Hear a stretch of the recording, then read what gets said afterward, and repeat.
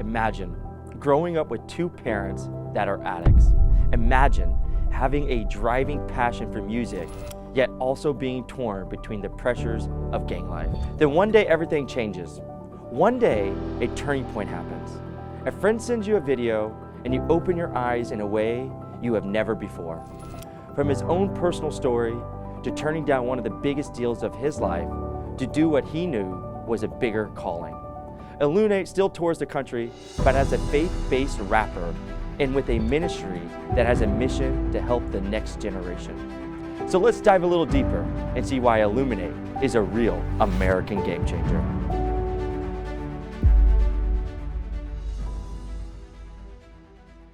What first got you into music? Well, props being a drummer for the group Sour Power. My mom was a huge, music fan, vacuuming on the weekends, man, slapping Motown and Marvin Gaye and Diana Ross and the Supremes and even the Patsy Cline and the Righteous Brothers. I grew up in a very eclectic household musically. But when I was 15, 16, me and my homies and my cousins would be on the block, man, and they start freestyling. So I'm like, all right, man, I'll try that. Bro, I was terrible when I first started, bro. Like, I was gangbanging, I was spelling stuff out, you know what I'm saying? Like, Right. I was terrible, but I never knew that I had a passion for music so much. So what I would do is when I left the block, I'd go home and didn't have any instrumentals back then, but I had actual rap albums that I listened to that I would play the album and I would begin to write verses over the beats. And so, I started rapping really, I'd say about 15 and a half, 16, but I got really good to the point, like by the time I'm 17, bro, like I have a name that's popping, in my hood and the surrounding areas, and I signed my first record deal at 18. Wow, that's amazing. Yeah. Did you have anyone that doubted you when you first started off? Only everybody. Yeah, no doubt, man. For sure. I mean, I'm an anomaly, bro. Right. And I was the first one in Richmond that wasn't black, that was a rapper that came out. So, of course, and bro, I started before Eminem, okay? Eminem was not my motivation. So, all of a sudden I'm rapping and then all of a sudden this guy comes out. I'm like, man, this dude is a clown.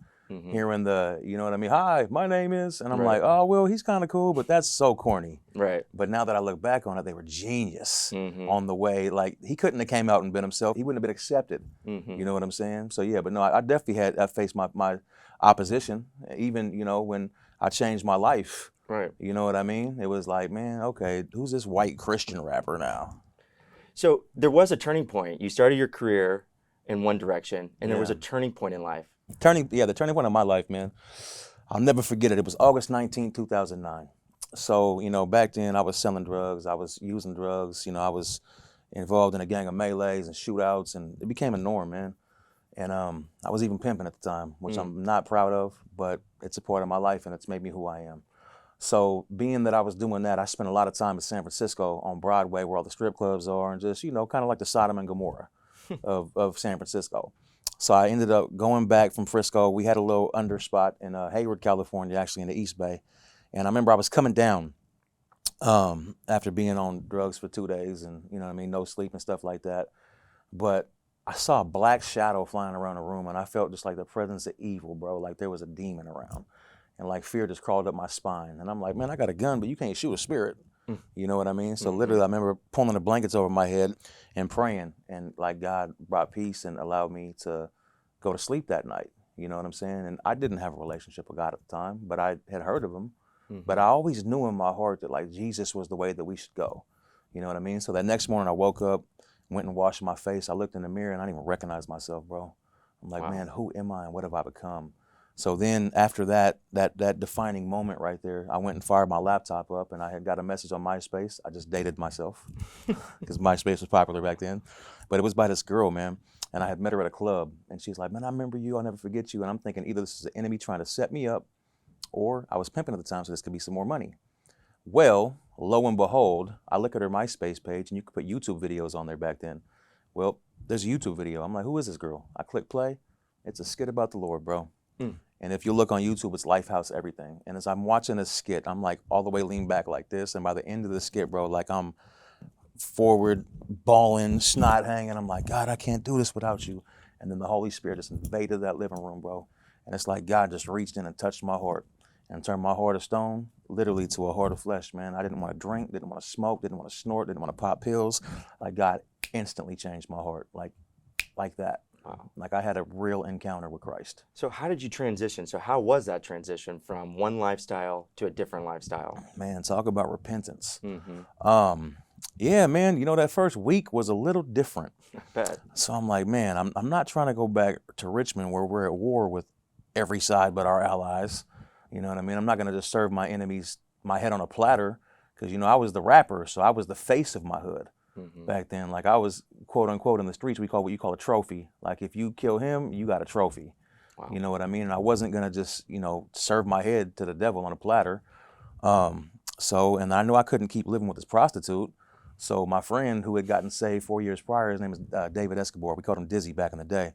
But I remembered he got saved 4 years ago before that, and I hadn't talked to him not one time. And all of a sudden, I remembered his number. I called him. He still had the same phone number. And bro, we talked for like an hour and a half. And I remember just like crying, like, bro, I'm tired. I can't do this no more. And literally, I'm talking to him throughout the week. I'm talking to him and then my homegirl, Liza. And I'm like, dude, I need to do something. I know I can't stay here. Like, what am I going to do? I remember talking to him a couple of days later. I'm at the barbershop. I got a gun in my pocket. Like, hey, bro, am I still supposed to be strapped? And he was like, well, I really wouldn't carry a gun like that if I were you. I think God can protect us. I'm like, oh, okay, cool. So I stopped carrying the gun that day. But I was a baby, you know, and I didn't know what to do. You know what I'm saying? But I ended up going to a men's home, man. And I knew I needed Jesus 25/8. Some need him 24/7. I needed him 25/8, brother. I was a hot mess. How has that transitioned into what you're doing now? Well, while I was there, I actually used to serve at a thrift store owned by a church. It was called Mission Ministries. And I met a pastor from Oakland, and he just saw me. You know, we're talking or whatever. And he's like, man, can I pray for you? I'm like, absolutely. And he prayed for me, bro. And like literally when he prayed for me, he's like, oh my God, I just saw the most vivid vision I've ever seen. And as he started to say that, like I just felt the presence of God just start to physically, tangibly manifest on my body. Like I began to feel the fire of God. He said that the Lord just showed me you're going to have a worldwide music ministry. Gang members will put down their guns and their rags. Drug addicts will throw down their pipe and their dope. And major recording artists will walk away from their secular contracts through the ministry God does to you. And by that time, bro, I'm like feeling the heat, fire of God, tears coming down my face. And it was like, man, because when I came to Christ, bro, all I knew was the darkness of music. And I never wanted that life again. I didn't even know that there was a such thing as Christian rap.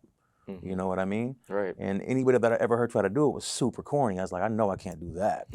You know what I mean? But literally since that day, bro, like I've literally traveled this world and I've been able to declare the gospel to lost, broken, hurting people. Back in the day, I would slide through their city and tear it down. Now I get to go there and build it up, man. Wow. And it's amazing, man. And so, you know, I get to tour. I get paid to do what I love for who I love. What is the major message of your music, of your ministry, of everything that you're trying to get out? Man, you know, I remember growing up in like a city like mine. So 89 to 94, we held the murder rate.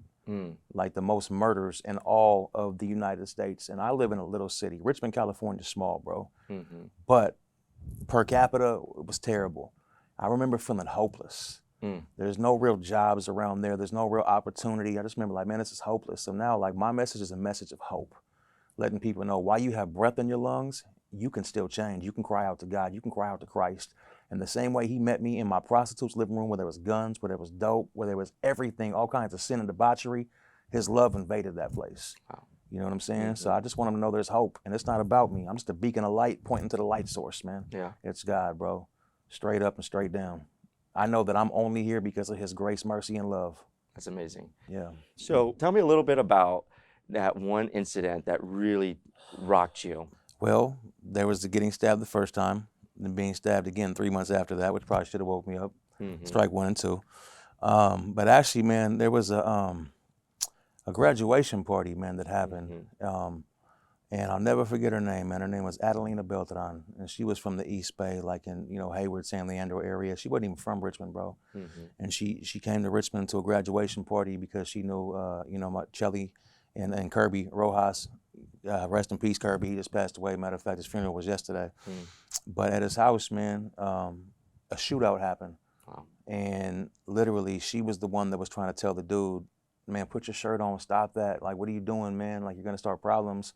And, you know, the dudes were ruthless, bro. It was an Asian gang called SOD, Sons of Death is what they're called. And, man, 4 of them just started shooting at this cat, bro. And she just got hit up, You know what I mean? And I worked at a hospital at the time, so I had to take a CPR class. So I was the only one there that knew CPR. So I'm doing CPR on this girl, and like I literally felt her life leave her body, bro. And that rocked me. And even before that, bro, the main shooter walked up to me and looked at me like that, like mugged me. And I was like, "What's up with it, homie? Like, how you doing, bro?" Like trying to be cool, because I felt the vibe, bro, just the evilness. And then my other Asian partner was right there, like, "Nah, bro, he cool." Like, and I didn't even know this dude like that. His name was, I'm not gonna say his whole name, but P. We'll say P. He was like, "Nah, bro, he cool," because he had known a lot of my partners even better than me. But he saw the dude was tripping on me, and dude was then they're gonna shoot at me because I got, you know, red tattoos right here on my chest. And man, that really impacted me, but it still didn't wake me up all the way, man. And I've been in more shootouts in the Marine, bro.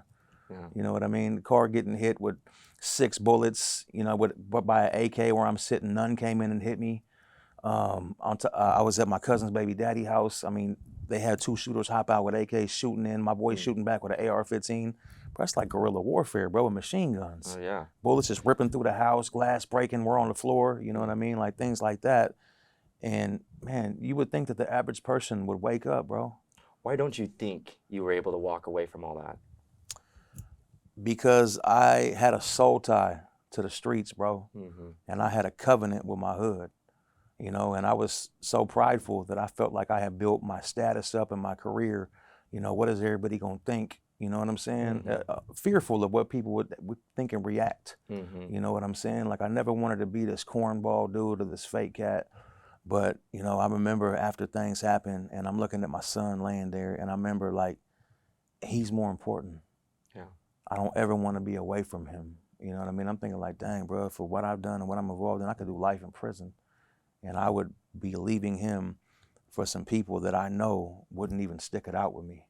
And I'm like, nah, man, I got an eternal soul and I have a son that needs me. I need to stop being selfish. You know what I'm saying? And God like was literally through this whole time taking me through this process of chipping away and chiseling the hardness around my heart, man.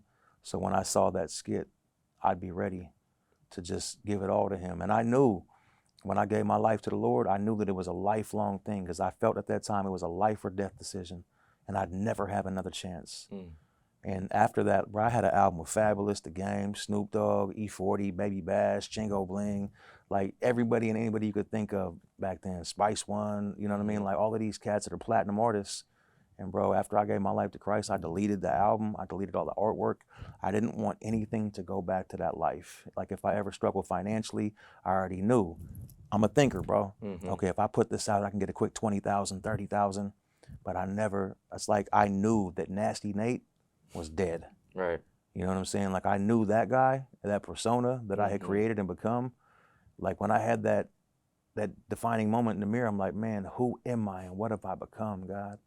It's like I became this person that I felt everybody else wanted me to be, but on the inside is not who I really was. Yeah. And I never wanted to go back to that or feel that feeling ever again. Wow. It's powerful. Man. So you walked away from what you were saying, Fabulous, Yeah. Snoop Dogg, Yeah. some really big names. Yeah. Tell me about that mindset. So like this, imagine if you're at war, right? Are you gonna wanna give your enemy a gun with a loaded clip to shoot at you? Probably not. That's what I would have been doing. Right. In a spiritual sense, because I know for sure, bro. And I did go through it at first because God has to tear down before he could rebuild. So I went through it financially, bro. I literally only had enough to pay for my rent and my car note and gas. And you know, it's not really suffering because I didn't go without, but from what I was used to, I'm used to having $80,000 to $100,000 in a Foot Locker bag in my closet, bro. To not even having $80 to go out and spend. That was rough for me. Right. But now everything that I have, God has blessed me abundantly. You know what I'm saying? So I think that that was very important because it also showed my allegiance and my devotion to Christ and wanting to fully give him all because he's Lord of all or not Lord at all. Right. It's amazing. So tell me about your up-and-coming album that you have. Oh, so I got a couple coming out actually. Okay. But this first one is called PTSD. It's not post-traumatic stress disorder, even though I suffer from that a little bit still. God is healing me. It's called post-traumatic streets disorder. And even though I've been saved for 12 years, there's still some residue and some things that God is still healing in me. So I'm addressing that and reaching out to the people that come from a background like me and let them know, hey, bro, I still deal with that too. Mm-hmm. And it's okay if you haven't made it all the way here. We're on a journey, and it's progress and not perfection. Yeah. You know, and then I got one following that up right after called Hope Fiend. You know, I'm a neighborhood hope dealer, man. Shout out to Wordsmith. But, you know, God took me from a dope dealer to a hope dealer, man. So I'm a hope fiend, man. I fiend for hope. In situations, man, when it seems, you know, impossible, I know that him possible. So I can't let you leave here without giving me a few. He wants the bars. Without a few bars. Okay. I just did this feature for the homie. I just hit the studio the other day. He said, remain in me, and I'll remain in you. But look, my brain still stained from what them caters do. And ain't a snake, but was a stepper and a hitter. So I know when you slide through kill zones, you got to slither here. And I'm out here, ain't never been no quitter. I'm rocking with the king, trying to get his kingdom bigger. Yeah, boy, I'm talking real old beast. And you can check my resume, I was a real OG. And looks ain't deceiving, I'm a big old beast. And yeah, I could take it there, but I'm big on peace. I look like a G, but homie, I'm really Christian. Trying to hit these streets just to give them what they miss in Christ. Illuminate, thank you so much for coming in. My man. Appreciate you. Thank you.